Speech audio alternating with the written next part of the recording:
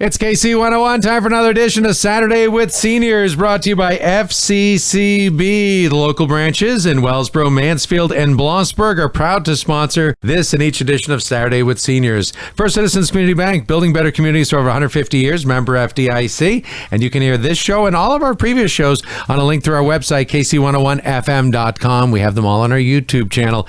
And today we have Susan Richar joining us here in our studio. Susan, good morning. Good morning. So, I want to hear about your life. I had several people recommend you, say that your memory is sharp as can be, and that you have all kinds of history of Galeton, and you're living in Wellsboro now. So let's go back to your earliest memories. You were born where? I was born at the Coudersport Hospital, but my family lived in Galeton. Came home to 15 Poplar Avenue. And what did your parents do for work in their youngest years or when you were born? My father was on the road. He drove truck for Campbell's. And the day I was born, he was coming home from New York City with a load. Twist Campbell was going in. You know, we didn't have walkie-talkie or radio things. Yeah, two-way radios. In their trucks, yes. And so Twist had the message that Mom was in labor, and you meet Harold and swap trucks with him. Yeah. And so that, Harold can get back home. But he didn't make it. But anyway, so he was driving truck, and at that time, I'm not sure if Mom worked at all right then or not. I don't know. She must have, though. I think she worked at the Galeton production, because with Dad gone, she also took in some other women that were from Wellsville who lived in our house to work at the production plant, so they didn't have to commute. And I guess gas was rationed then too and stuff, Yeah, during the war days here. Right. So tell me about some of the things as a kid in Galeton growing up. You remember your early days in school, what some of your favorite classes were and what school was like? We went to the brick building still there on Fairview Avenue. Well, the back of it's Fairview Avenue, the front of it's another street, which I should know, but I can't remember that one. See, my mind's not as good as you thought it was. There's 100 streets in Galeton. You're doing fine. No, there's not. But Prospect is the one in front. Anyway, my mother went to the same school when they moved to Galeton, and Grandpa came with the railroad. He was a telegraph operator. And so the bigger kids, she was the last in her family, would drop her off at the South Side school, and they went to North Side to the school. And come to find out, my grandparents got a message that Albertine was late every day. And, well, they couldn't figure that out because the bigger kids dropped her off. Well, she only came in at recess, they said. She stood outdoors till recess because she was so little she couldn't get the door open. and never complained. No. And that was the way she was, She didn't complain about things and all, but that was pretty funny that she was so little she couldn't get that door open. And wasn't one to say anything. So then after that, the bigger kids had to open the door and get her inside before they left her off, Forget her outside. Yeah. So I went to the same room, and Clara Johnson was our teacher, and a smile was always on her face. If you remember her smile this far down, it must have been a nice smile. She always was smiling. And it made it a pleasant thing to go to school to Clara Johnson. And how was school different then compared to I know you're not going to school now, but what are some of the things that would sort of surprise kids about school in your day? Well, we had first and second grade all in the same room with Mrs. Johnson. She taught first grade and second grade all at the same time. At the same time, or she talked to one side and then the other side? Yeah, she talked to one side and then the other side, and back and forth. And I think we respected our books and stuff better than kids do today, and things that, they were precious to you. What happened when someone got in trouble in school? Did they? Oh, they could get spanked with a paddle. Yeah. Yes. So kids did get paddled in that they did. In that day. And was that effective to stop kids, do you think? Did the same kid get paddled again and again? There was always those troublemakers that were always in trouble. Yes. Even I don't really remember Mrs. Johnson ever spanking anybody. But now, Minnie Conable in 6th grade, she did. She really whacked him. And she was a 6-foot-something woman. And she could lay it on him. And she wasn't afraid to use with the paddle hang on the wall, or where was it always a warning type thing? Yeah. She had it hanging up, and she used it. Wow. And when we were in her room, that year, they had now opened the new school on the flat. So normally you would have stayed in the South Side building through 6th grade. But we were a large class, too, by then. And so when the big kids over on the other side, the seniors got to go to the new school, why we got to go to the north side. Then we were really lost because we were young compared to everybody else over there, Sure. For lunch, I think we all walked down to the community building. That's where the cafeteria was.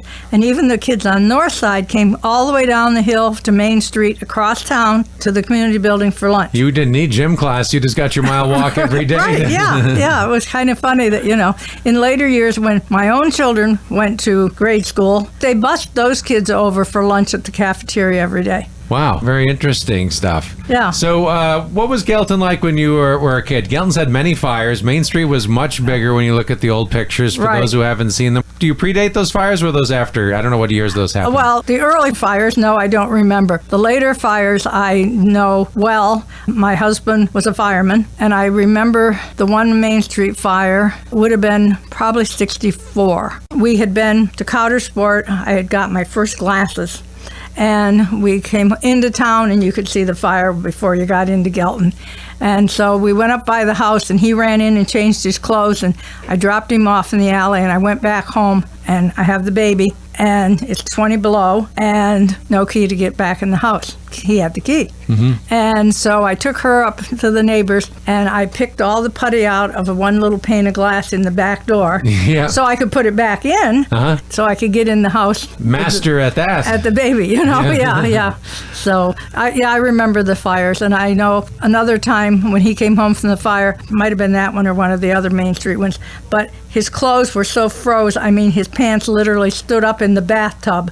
So they melted. They had so much ice on them. They had so much ice on them, yes. I read the book. Was it Pig Ears Murphy? Pig Ears Woodhicks Murphy. Yeah. Murphy, do you know the story about Murphy, or have you heard the story of Murphy? Yes, I know the story of Murphy. Tell us your version of the story of Murphy. Well, when one of the early fires, long before my time, was on Bridge Street, there was a funeral home, and Murphy was a corpse there, or he died in the fire, whatever.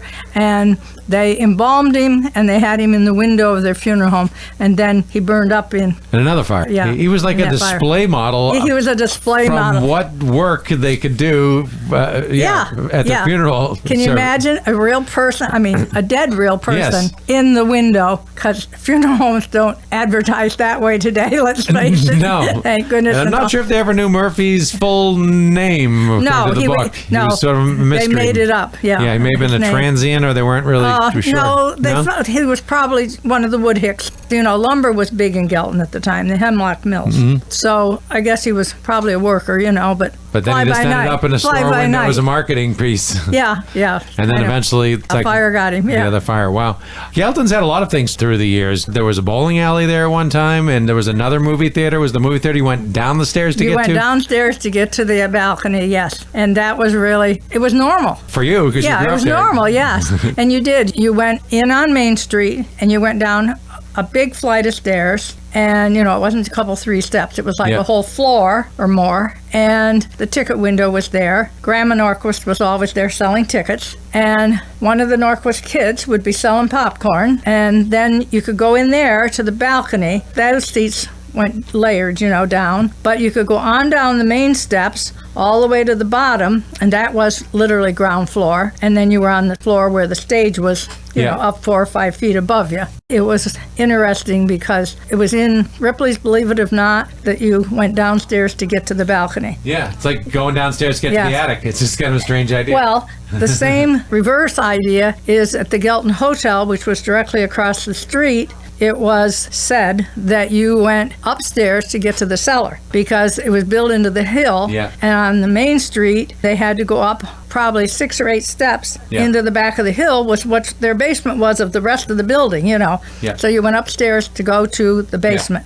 So hopefully they didn't get water in the basement. They had a good gravity option to get that right, yeah. We're going to be right back. You're listening to Saturday with Seniors. We do this each Saturday at 10 in the morning. Talk with a local senior citizen about growing up in our area. It's sponsored by FCCB's Tioga County offices, which are in Wellsboro, Mansfield, and Blossburg. And you can hear this and all prior Saturday with Senior episodes on our YouTube channel. The easiest way to get to it is through our website, kc101fm.com. First Citizens Community Bank, building better communities for over 150 years. Member FDIC. County. We're back at Saturday with Seniors, brought to you by FCCB's Tioga County offices. You're going to find them in Wellsboro, Mansfield, and Blossburg. FCCB, proud to sponsor Saturday with Seniors here on KC 101. First Citizens Community Bank, building better communities for over 150 years. Member FDIC. Susan Richard joining us here on KC 101. Fireworks. Galeton's famous for Galeton is very famous today for their fireworks. I don't know the history of that. I know there's been fireworks for as long as I've lived here, which only goes back to the 1990s. So I know it goes before that.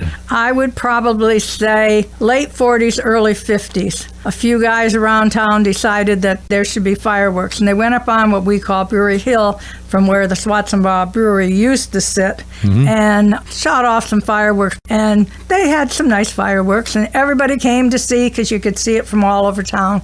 And then, it just grew, and eventually the firemen and them took it over. And now, thousands of people come to Galeton for fireworks. Maybe 10,000s of people. I would say yes. The traffic leaving town is insane. That's great to see. Yeah, you need to reserve your parking place ahead of time, okay? Because even when you live there, you better get your car on the street where you want it because people come. So that's been a tradition, seeing fireworks in Galeton for over 70 years, it sounds like. I would say yes. That's fascinating. You also mentioned to me while we're in commercial break, the, what is it, the Water Weekend? Whitewater Weekend. What were we talking about? Rotary sponsored that, and that would have been back in the early 70s. And they had, there was grown-ups too, but they had children's contests and stuff. And, they'd get on the lake and race and different things.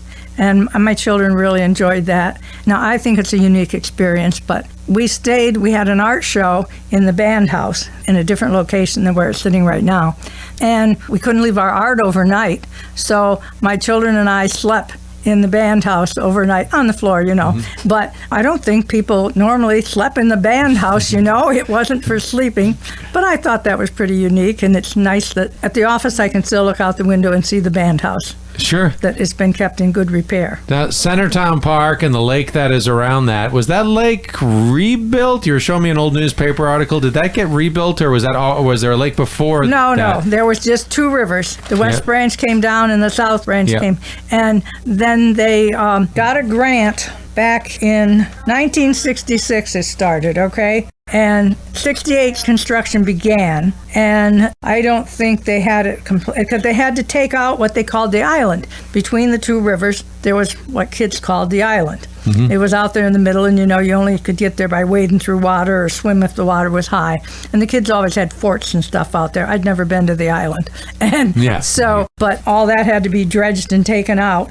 And then we got the lake. It was a lot of work politically to get the monies and stuff for it. And then after so many years, now it was filled in, with sediment, yes, and needed cleaned. And so then that was another thing. You had to come up with the monies to do that. And in the end, the National Guard did clean the silt and stuff out, and at thousands of dollars. And my cousin was actually head of the National Guard for the state of Pennsylvania at the time that the lake was cleaned. Wow. So you mentioned a few other things when we were talking in the first segment, the production plant, that was somewhere you had family members that worked at. What was, when you say production plant, I don't know what you mean. They made Sylvania tubes for light bulbs and for radios, not TVs back then. Okay, yes, radios back then. And they were made in Galeton? Yes, they were made in Galeton. What is there now? Big production. Harold Karshner owns it, and I think he still makes some shooting things to put your gun. Target type? Okay, no, I got you. No, you're abreast, for your gun. And there's a used clothing store or something. But it was a big plant. Probably back in those years, I think 500 people, women mostly, worked there. There's been a lot of different plants. I've heard of a glove factory, and I know baseball bats through time, and maybe still this day, made in Galeton. Right. Smith's of Galeton Gloves was big. My mother worked there a lot of years, and that I used to go there after school. That's when I'd walk with Dawn, because Dawn lived on further back. Dawn Pletcher we're talking about here. Yes, Dawn Pletcher, sorry. Goodies for our troops, Dawn. Yeah, she's known by that. Yes, and it was always a pleasant time to go in there and visit with all the ladies and stuff. And the baseball bats?